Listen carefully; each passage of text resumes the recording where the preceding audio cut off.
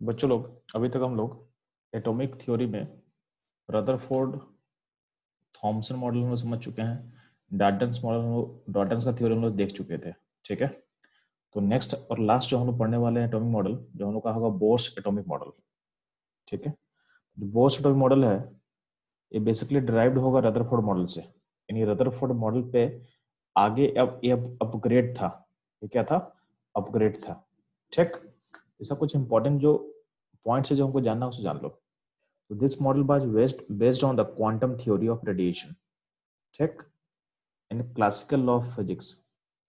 Classical law का मतलब क्या होता है ना, जो आप लोग पढ़ते हो फिजिक्स में, न्यूटन लॉ ऑफ मोशन पढ़ते हो, force equal to mass into acceleration, ये सारा चीज क्या होता है, इसको बोलते हैं क्लासिकल फिजिक्स। यानी जो आपको क्लास 11th में जो भी आप फिजिक्स पढ़ो ना, क्लास 11th में जो भी आप फिजिक्स पढ़ते हो उसको हम बोलते हैं क्लासिकल फिजिक्स। क्या बोलते हैं? Classical physics.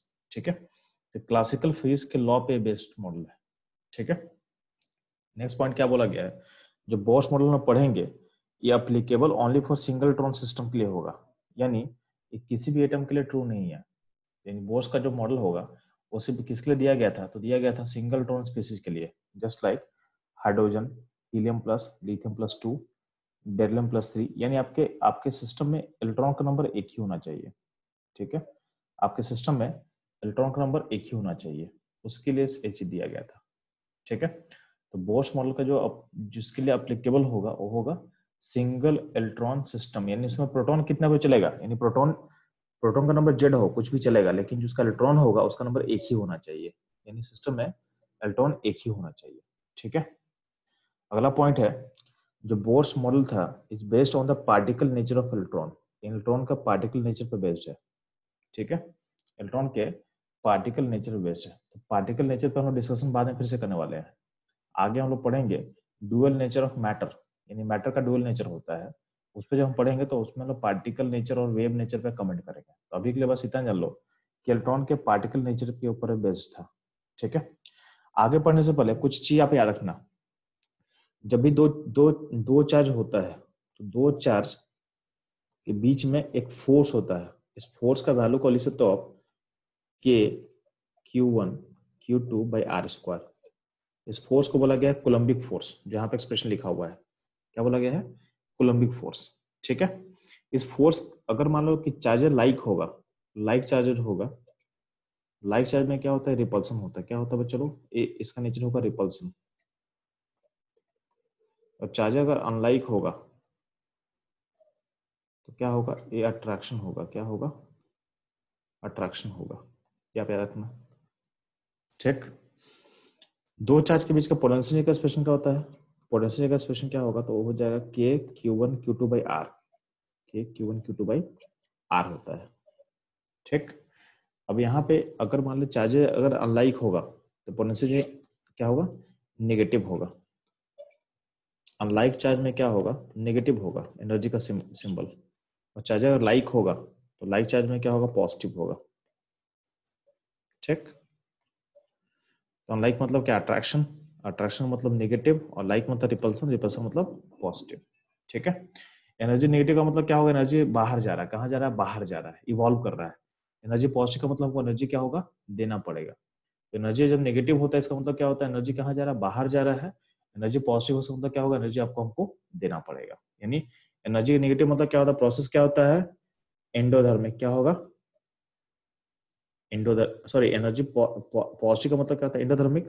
और एनर्जी नेगेटिव मतलब क्या होगा? आपका प्रोसेस कैसा होगा? एक्सोथर्मिक। क्या होगा? एक्सोथर्मिक। एक्सोथर्मिक। ठीक है, एक सेकेंड। तो एक्सोथर्मिक एनर्जी नेगेटिव का मतलब, एनर्जी पॉजिटिव मतलब क्या होगा? एंडोथर्मिक।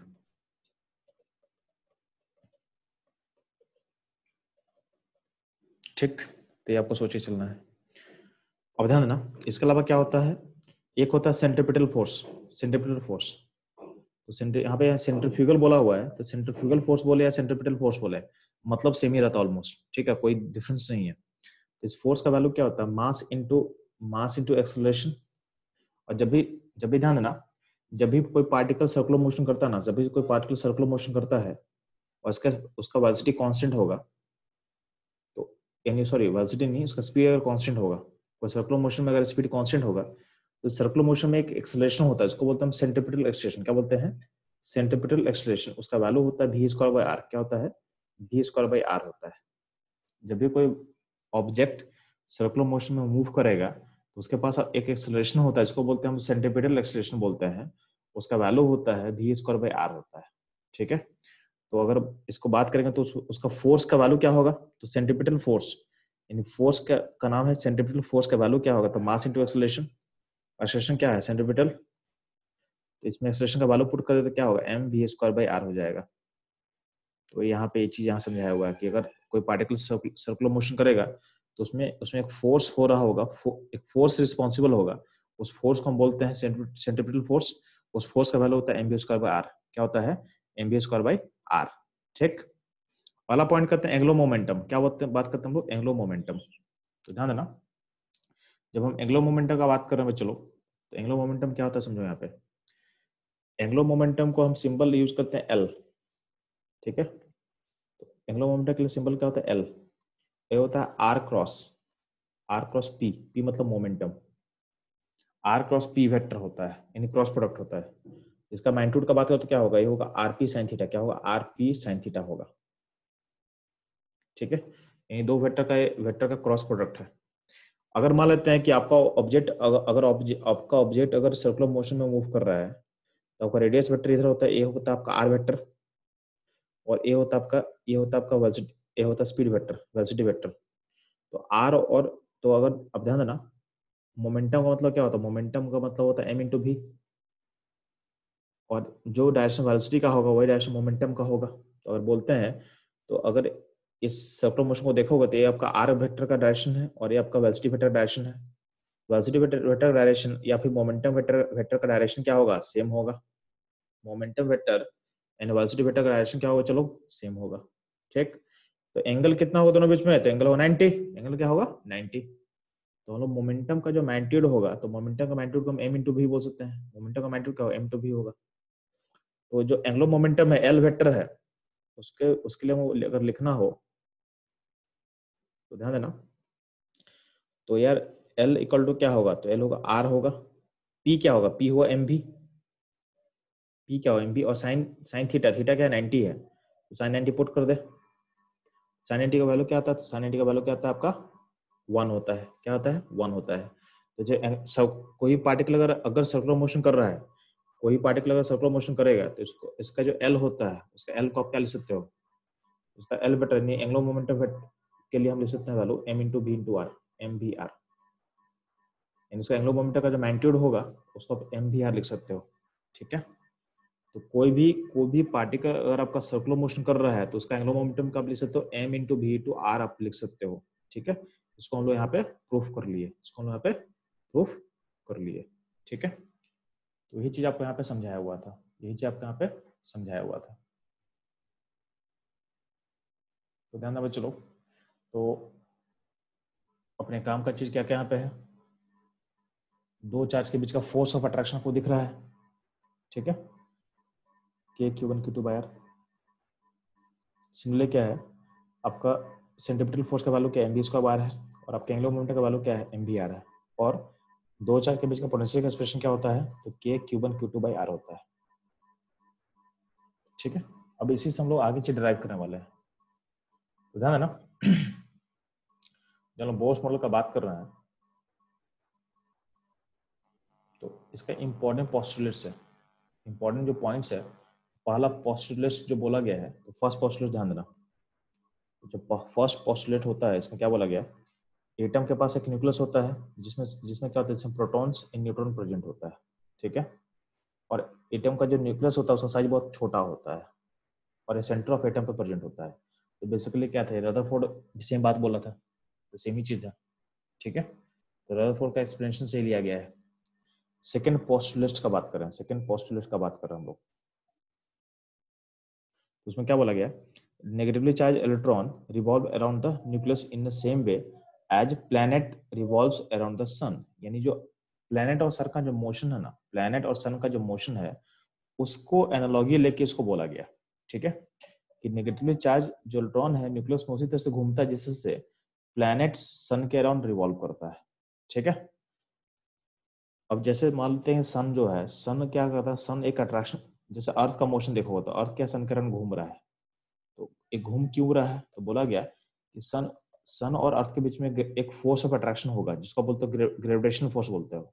ये फोर्स ऑफ अट्रैक्शन रिस्पॉन्सिबल होता है सेंट्रिपिटल फोर्स के लिए, यानी वही फोर्स अर्थ को सन के अराउंड घूमने के लिए क्या करेगा, रिस्पॉन्सिबल, घुमाने के लिए रिस्पॉन्सिबल होगा। ठीक है, तो सिमिलरली क्या होगा, अगर हम इलेक्ट्रॉन का बात करते हैं तो न्यूक्लियस क्या, न्यूक्लियस में प्रोटॉन होता है और इलेक्ट्रॉन बाहर होता है, तो प्रोटॉन जो होगा इलेक्ट्रॉन को अट्रैक्ट करेगा और वही अट्रैक्शन क्या होगा, इलेक्ट्रॉन को सर्कुलर मोशन में घूमने के लिए क्या करेगा, के लिए रिस्पॉन्सिबल होगा।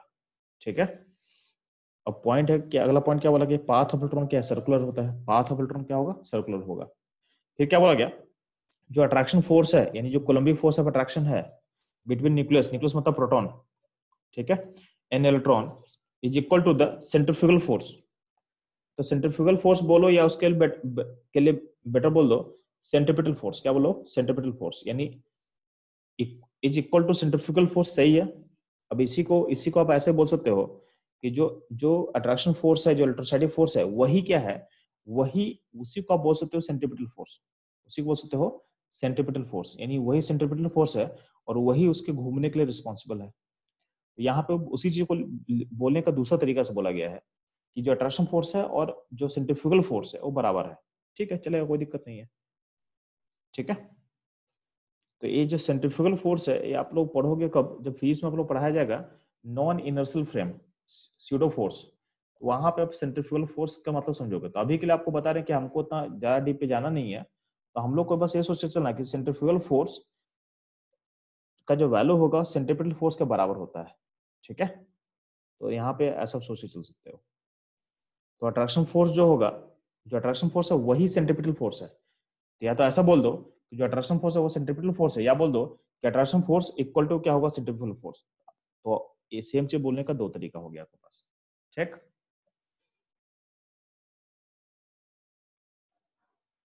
अब ध्यान देना, जो थर्ड पॉइंट था यानी थर्ड पोस्टुलेट जो था बोश मॉडल का, वो अपने पास क्या बोला, तो भी ध्यान देते सुनते हैं हम लोग।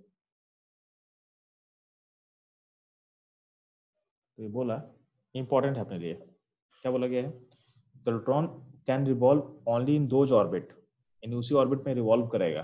ठीक है, इन विच एंगुलर मोमेंटम, यानी एंगुलर मोमेंटम क्या सीखे हैं, एमबीआर, क्या है, MBR of electron is integral multiple of h/2 पाई, यानी वही वही कोई ऑर्बिट में इलेक्ट्रॉन घूमेगा, यानी उसी ऑर्बिट में इलेक्ट्रॉन रिवॉल्व करने वाला है जिस पॉइंट जिसमें आपका जो एल है, एल मतलब एंगुलर मोमेंटम है, उसका वैल्यू क्या होगा, इंटीग्रल मल्टीपल, यानी यहाँ पे n मतलब इंटीजर, इंटीजर h/2 पाई, यानी h/2 पाई, यानी h/2 पाई का इंटीग्रल मल्टीपल होना चाहिए।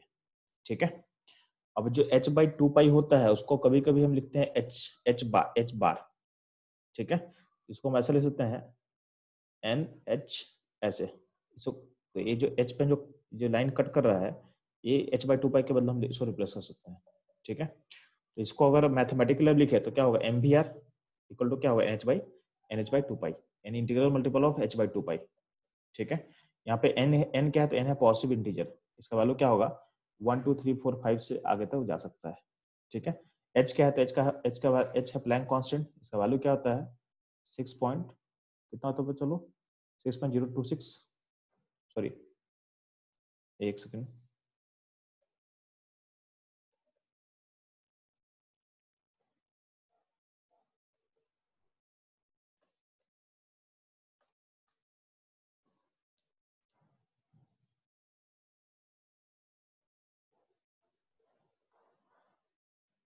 तो यहाँ पे प्लैंक कांस्टेंट पे चलो, तो प्लैंक कांस्टेंट हो गया 6.26 इंटू 10 क्या होगा, -34। ठीक है, जूल सेकंड, ये हो गया प्लैंक कांस्टेंट का वैल्यू। ठीक है, तो यहाँ तक हम लोग जो एक्सप्रेशन पढ़ रहे हैं तो उसको आपको समझ आ चुका है कि आपका एंगुलर मोमेंटम का जो वैल्यू होगा उससे हम लोग क्या पता कर लेंगे, तो आपका जो इलेक्ट्रॉन है उसी ऑर्बिट में रिवॉल्व करेगा जहां पे आपका एंगुलर मोमेंटम का वैल्यू क्या होगा, इंटीग्रल मल्टीपल ऑफ क्या होगा, NH/2 पाई होगा, NH/2 पाई का इंटीग्रल मल्टीपल होगा। ठीक है, तो यहाँ पे h का मतलब क्या था, प्लैंक कांस्टेंट, तो इसका वैल्यू क्या होता है, तो इसका वैल्यू होता है 6.626। ठीक है, 6.626 इंटू 10⁻34 जूल पर सेकंड होगा। ठीक है, ये हो गया आपका प्लैंक कांस्टेंट का वैल्यू। पाई क्या है, पाई कांस्टेंट है, पाई के लिए आप 20/7 यूज करो या फिर 3.14 यूज करो। तो एंगुलर मोमेंटम का वैल्यू क्या क्या पॉसिबल है, तो आप एन का वैल्यू 1 पुट करोगे तो क्या वैल्यू पॉसिबल है, h/2 पाई पॉसिबल है। अगला क्या होगा, अगर एन का वैल्यू 2 पुट करो तो क्या होगा, h/2 इंटू h/2 पाई होगा।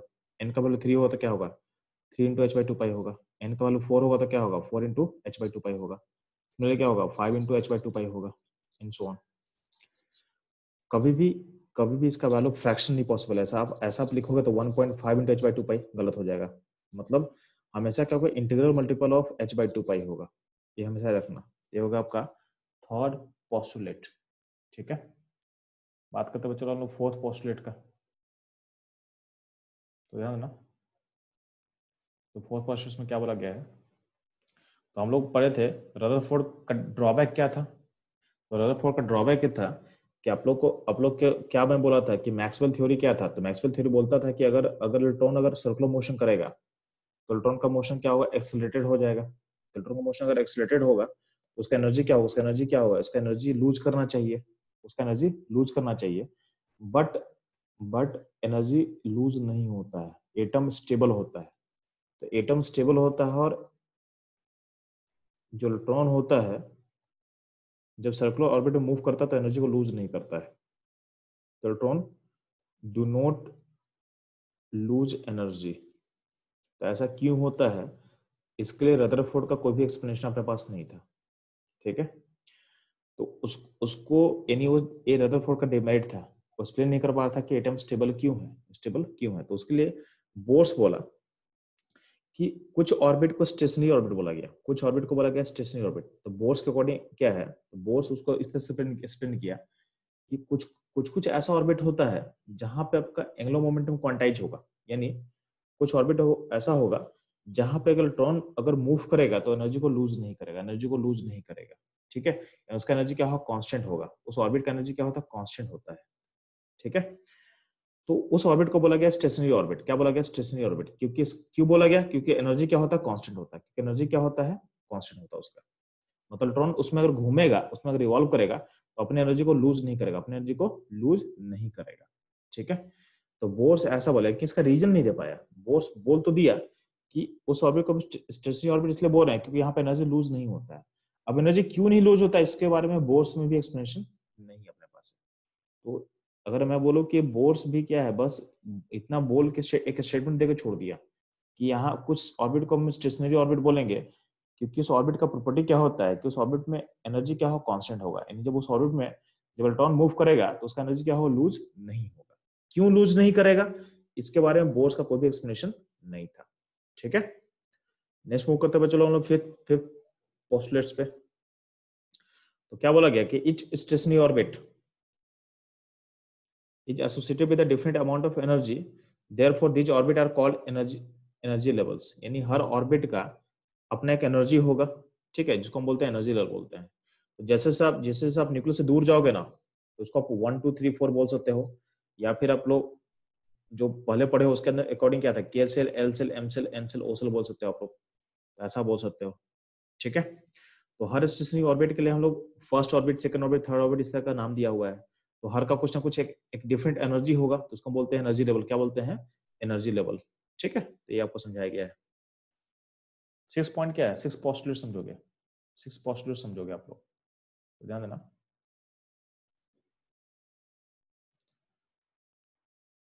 तो जैसे आप ऑर्बिट चेंज करते हो ना, ठीक है, तो ऑर्बिट चेंज करते हो तो क्या होता है, एनर्जी चेंज होगा। ठीक है, एनर्जी चेंज होगा। तो पॉइंट समझना कि मान लेते हैं ये ऑर्बिट है, ये ऑर्बिट है, ये ऑर्बिट है, ऑर्बिट है। तो मान लेते हैं आपका फर्स्ट ऑर्बिट है, ये आपका सेकेंड ऑर्बिट है, ये आपका थर्ड ऑर्बिट है, ये आपका फोर्थ ऑर्बिट है, ये आपका फिफ्थ ऑर्बिट है। तो जैसे से ऊपर मूव करता है आपका एनर्जी क्या होता है, हायर होते जाता है। एनर्जी क्या होता है, इंक्रीज करता है। ऊपर मूव करोगे तो एनर्जी क्या होगा, इंक्रीज करेगा। तो जितना ऑर्बिट का नंबर ज्यादा होगा उतना ही क्या होगा, एनर्जी इंक्रीज करेगा। ठीक है, और जितना ऑर्बिट लोअर होगा नीचे वाला उतना एनर्जी क्या हो, लोअर होगा। तो जब भी मान ले, जब भी इलेक्ट्रॉन होगा, इलेक्ट्रॉन जब हाई एनर्जी लेवल, ध्यान देना यहाँ पे एक हाई एनर्जी लेवल है और ए है लो एनर्जी लेवल। क्या है? Low energy level. ठीक है, तो मान लो इलेक्ट्रॉन अगर यहाँ से यहाँ जंप करेगा, यहाँ से यहाँ जंप करेगा, तो हाई एनर्जी से लो एनर्जी में जंप करेगा तो क्या होगा? आपका एनर्जी को लूज करेगा। उसका एनर्जी हाई था, वो लो में जंप किया तो क्या एनर्जी लूज करेगा। जो एनर्जी लूज करेगा वो मेरे को फोटोन के फॉर्म में बाहर निकलेगा। क्या होगा? फोटोन के फॉर्म में बाहर निकलेगा, यानी एनर्जी को इमिट करेगा। जब भी इलेक्ट्रॉन ऊपर से हाई से लो में जब जंप करेगा तब फोटोन के फॉर्म में एनर्जी को इमिट करेगा, जो सनलाइट के फॉर्म में मेरे को दिखेगा।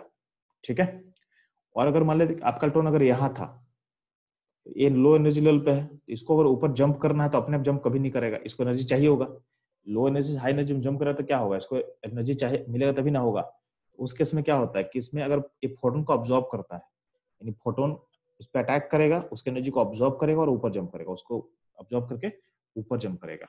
ठीक है, तो ध्यान देना, यानी जब भी इलेक्ट्रॉन एक लेवल से दूसरे लेवल, यानी एक एनर्जी लेवल से दूसरे एनर्जी में जंप करेगा, तो अगर हाईएस्ट से लोअर में जंप करेगा तो एनर्जी को इमिट करेगा, और लो से अगर हाई में जंप करेगा तो क्या होगा? एनर्जी को क्या करेगा? ऑब्जॉर्ब करेगा। एनर्जी को क्या करेगा? ऑब्जॉर्ब करेगा। ठीक है, तो जो डेल्टा ई है, इन जो एनर्जी का डिफरेंस है, क्या होगा? तो हाइयर माइनस लोअर डिफरेंस हुआ। तो यहाँ पे देखोगे तो जो N2 है, N2 और N1 अगर हम लिखेंगे तो इसका मतलब क्या होगा? N2 बता रहा है हायर लेवल को और N1 बता रहा है लोअर लेवल को। N1 मतलब लोअर लेवल और N2 मतलब हायर लेवल। ठीक है, तो जब भी अगर N2 से N1 में जंप होगा तो एनर्जी इमिट करेगा, और जब N1 से N2 पर जंप होगा तो एनर्जी क्या होगा? ऑब्जॉर्ब करेगा। और जो भी ऑब्जॉर्ब और इमिट जो करने वाला वैल्यू है वो हमेशा ऑकर करता है इन टर्म ऑफ फोटोन। ठीक है, तो जो एनर्जी का डिफरेंस है तो उसको हम लिख सकते हैं एनर्जी ऑफ क्वांटम, यानी जो फोटोन निकलने वाला है या तो इमिट करने वाला है। ठीक है, या तो ऑब्जॉर्ब करेगा या तो इमिट करेगा। अब एनर्जी ऑफ फोटोन को हम लिख सकते हैं h इंटू न्यू। इसको बोला गया है Bohr's frequency condition. And simply है, जो एनर्जी का जो डिफरेंस होगा उसको आप लिख सकते हो h इंटू न्यू। अगर हाईएस्ट लोअर में जंप करेगा तो आपका ये फोटोन निकलेगा, और लो से हाई में जंप करेगा तो क्या होगा? फोटोन क्या होगा? ऑब्जॉर्ब करेगा। फोटोन क्या होगा? ऑब्जॉर्ब करेगा। ठीक है, तो ये चीज आपको ध्यान देना है, ये चीज आपको ध्यान देना है। ये होगा आपका सिक्स पोस्टुलेट, यानी जब भी दो एनर्जी लेवल के बीच में इलेक्ट्रॉन अगर जंप करता है तो आइदर एनर्जी का जंप हो, एनर्जी का ऑब्जॉर्ब करेगा या तो एनर्जी इमिट करेगा। और एनर्जी इमिशन या एब्जॉर्प्शन जो होगा वो हमेशा होगा इन टर्म्स ऑफ फोटोन, हमेशा होगा इन टर्म्स ऑफ फोटोन होगा। ठीक है, यानी फोटोन के फॉर्म में एनर्जी क्या होगा? इमिट होगा या तो ऑब्जॉर्ब होगा। अब ध्यान देना, अब बोर्स मॉडल का पोस्टुलेट्स के बाद हम देखते हैं कि बोर्स मॉडल के थ्रू हम लोग क्या क्या चीजें और निकाल सकते हैं। तो ध्यान देना, तो अगर मान लेते हैं कि बोर्स मॉडल किस पे एप्लीकेबल था बच्चा लोग, तो बोर्स मॉडल एप्लीकेबल था आपका सिंगल इलेक्ट्रॉन सिस्टम के लिए। किस लिए था बच्चा लोग? सिंगल इलेक्ट्रॉन सिस्टम के लिए था। सिंगल इलेक्ट्रॉन सिस्टम के लिए था। तो सिंगल इलेक्ट्रॉन सिस्टम का मतलब क्या होता है कि आपके न्यूक्लियस में क्या होगा? जेड प्रोटॉन हो सकता है। ठीक है, इलेक्ट्रॉन एक ही होगा लेकिन प्रोटॉन तो कुछ भी हो सकता है ना, तो प्रोटॉन का नंबर हम जेड बोल देते हैं। ठीक है, आपके पास जेड प्रोटॉन है तो जेड इंटू ई क्या चार्ज ऑफ प्रोटॉन है। ठीक है, और यहाँ पे इलेक्ट्रॉन है जो उसके अराउंड घूम रहा है। यहाँ देखोगे तो इस जेड प्रोटॉन और इस इलेक्ट्रॉन में क्या होगा? अट्रैक्शन फोर्स होगा, क्योंकि इलेक्ट्रॉन का चार्ज नेगेटिव है, प्रोटॉन का चार्ज क्या होता है? पॉजिटिव होता है। तो अब कोलम्बिक फोर्स के लिए हम लोग क्या यूज करते हैं? तो उसके लिए के क्यू1 क्यू2 बाय आर स्क्वायर होता है। तो क्यू1 का वैल्यू के लिए जेड ई, क्यू1 मतलब इसका चार्ज, न्यूक्लियस का चार्ज, तो क्या होगा? जेड इंटू ई होगा। और क्यू2 का मतलब क्या होगा? इलेक्ट्रॉन का चार्ज, तो उसके लिए हम ई लिख सकते हैं। ठीक, डिवाइडेड बाय क्या होगा? डिवाइडेड बाय क्या होगा? R square. डिवाइडेड बाय क्या होगा? R square. क्या होगा? K Q one Q two by R square हम लिख सकते हैं। ठीक, इसको आप लिख सकते हो K Z E square by R square. ये हो गया कोलम्बिक फोर्स। इसका टाइप क्या होगा? तो टाइप होगा अट्रैक्शन। अट्रैक्शन क्यों होगा बच्चों? क्योंकि इसमें जो चार्जेस है, चार्जेस कैसा है? तो चार्जेस है अनलाइक चार्जेस है, इसलिए अट्रैक्शन फोर्स की तरह काम कर रहा है। जो के का वैल्यू होता है, के कांस्टेंट होता है, के का वैल्यू होता है 9 to 10 power 9। ठीक है, के का वैल्यू होता है 9 to 10 power 9। ये चीज यहाँ समझाया हुआ है। ठीक है, अब ध्यान देना, ये जो फोर्स ऑफ अट्रैक्शन है, यही इसको सर्कुलर मोशन में करने के लिए रिस्पॉन्सिबल होगा। तो सर्कुलर मोशन में आपको पता है, सर्कुलर मोशन में एक एक्सेलरेशन होता है, उसको बोलते हैं हम सेंट्रीपिटल एक्सेलरेशन। उसका वैल्यू क्या होता है? v स्क्वायर बाय r होता है। और इसका सेंट्रीपिटल फोर्स को अगर हम लिखेंगे तो इसमें क्या होगा? फोर्स का वैल्यू क्या हो जाएगा? उसका मास मल्टीप्लाई कर दो, मास इंटू एसी, यानी क्या होगा? m into V square by r होगा। अब हम क्या बोल रहे हैं कि ये जो फोर्स है, यही फोर्स किसके बराबर होगा? कोलम्बिक फोर्स होगा। तो कोलम्बिक फोर्स ही को ही आप ए फोर्स बोल सकते हो, यानी coulombic force is centripetal force, या फिर आप ऐसा बोल सकते हो कि कोलम्बिक फोर्स इक्वल टू क्या होगा, सेंट्रीफ्यूगल फोर्स। तो दोनों का बात मतलब सेम ही है, तो दोनों को हम लिख सकते हैं, दोनों को आप इक्वेट कर सकते हो। दोनों को जब इक्वेट कर दोगे तो यहाँ से क्या होगा, यहाँ से आपका वी स्क्वायर का वैल्यू निकल के आ जाएगा। क्या हो जाएगा, वी स्क्वायर का वैल्यू क्या निकल के आ गया, Z K Z E square by M R. और आपको पता है कि आपका जो एंगुलर मोमेंटम होता है एम वी आर होता है, इक्वल टू क्या होता है, एन एच बाई टू पाई होता है, एन एच बाई टू पाई होगा। यहाँ से क्या कर सकते हो, यहाँ से भी निकालो, यहाँ से भी निकालो, यहाँ से वेलोसिटी आप निकाल दिए, यहाँ वेलोसिटी क्या होगा, N H by two pi M R हो जाएगा। ठीक, इस वेलोसिटी को पुट कर दो यहाँ पे, इस वेलोसिटी को यहाँ पुट कर दो, यहाँ पुट कर दो वेलोसिटी को। ठीक, यहाँ पे वेलोसिटी को पुट कर दिए, वेलोसिटी जब पुट कर दोगे तो ध्यान देना आपका जो एक्सप्रेशन क्या हो जाएगा,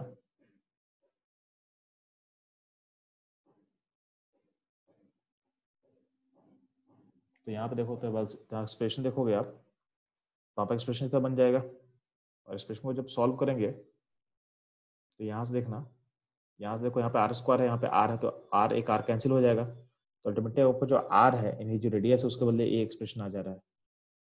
ठीक, तो रेडियस यानी आपका जो ऑर्बिट का रेडियस है उसका वैल्यू होता है।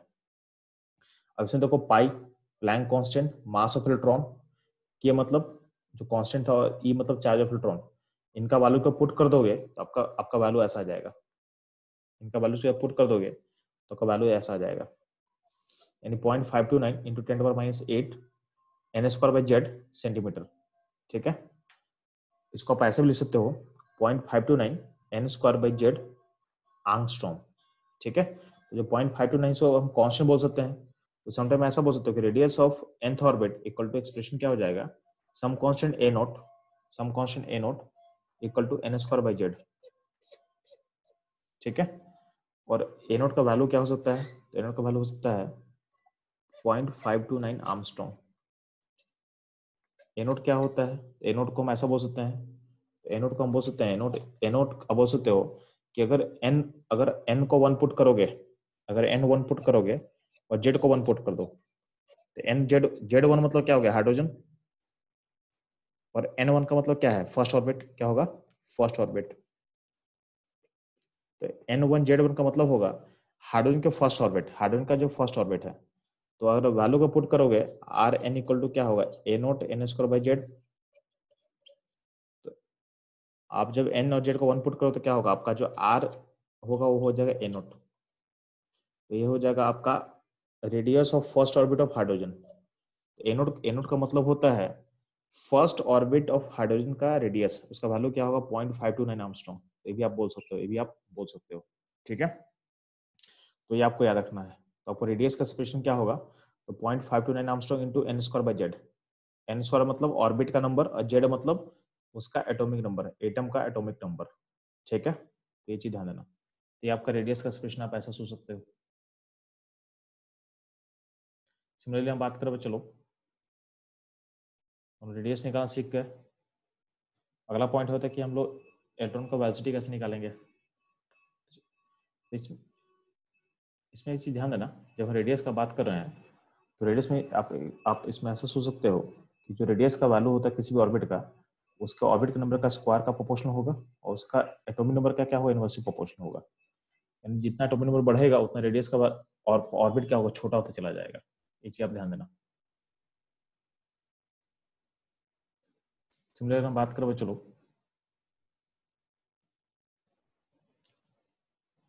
Velocity of electron, velocity of electron. यार हम लोग वेलोसिटी का एक्सप्रेशन तो ऑलरेडी निकाल चुके थे, तो वेलोसिटी इस रिलेशन से वेलोसिटी निकल गया था मेरे पास। ठीक है, अब वेलोसिटी में जो यहाँ पे जो आर है ना, आर का वैल्यू पुट कर दे। ठीक है, तो अब देखो यहाँ पे आप एक बार एक्सप्रेशन क्या होगा, बस एम बी आर था, M B R equal to N H by two pi है। तो अब क्या करोगे, ठीक है, तो आपको वेलोसिटी का वैल्यू को पुट करके आपको निकाल लेना है। तो आप इसे जब सॉल्व करेंगे ना यहाँ पे, तो ध्यान देना, यहाँ देखो, यहाँ पे भी स्क्वायर का वैल्यू निकाल लिए थे। ठीक है, तो आप ऐसा कर सकते हो, जैसे यहाँ पे देखोगे तो यहाँ से आपका किसका वैल्यू निकल के आ जाएगा। यहाँ पे एक्सप्रेशन चेक करो एक बार, यहाँ पे क्या था के Z E square by square के पास है, यहाँ पे एम भी एक साइड कर ले और आर नीचे आर कर ले और यहाँ पे भी अलग कर ले, तो यहाँ पे आर आर क्या होगा, कैंसिल हो जाएगा, आर आर क्या होगा, कैंसिल हो जाएगा। ठीक है, तो यहाँ से एडजस्ट करके इस वैल्यू को जब पुट करोगे तो आपका वेलोसिटी का एक्सप्रेशन ऐसा निकल के आ जाएगा। ठीक है, और इसमें जो कांस्टेंट का वैल्यू जब पुट करना होगा, पाई के ई और एच का वैल्यू जब पुट कर दोगे तो आपका वैल्यू निकल के आ जाएगा, वी का वैल्यू ऐसा हो जाएगा 2.18 × 10⁶ जेड बाई एन मीटर पर सेकेंड, यानी जो आपका वेलोसिटी है उसको बोल सकते हो 2.1 × 10⁶ जेड बाई एन मीटर पर सेकेंड, यानी का वेलोसिटी जो होगा तो जेड का प्रोपोर्शनल होगा और वेलोसिटी क्या होगा, आपके ऑर्बिट नंबर के इनवर्सली प्रोपोर्शनल होता है। ठीक है, तो आपको यहां समझ में आना चाहिए। तो बच्चा लोग आज की क्लास इतना ही रहेगा, नेक्स्ट क्लास में इसको यहाँ से लेंगे चलेंगे। ठीक है, तो आप लोग का कल आप लोग का पीरियोडिसिटी का क्वेश्चन करेंगे, एक फर्स्ट क्लास और सेकंड क्लास में केमिकल बॉन्डिंग स्टार्ट हो जाएगा कल आपके। ठीक है, तो एटॉमिक स्ट्रक्चर क्लासेस अगर कुछ एक्स्ट्रा लेना होगा तो हम लोग कल आपको रात में इन्फॉर्म कर देंगे कि एक्स्ट्रा क्लासेस कब रखेंगे इसके एटॉमिक स्ट्रक्चर के लिए। ठीक है चलो, सेशन में इन कर रहा हूँ।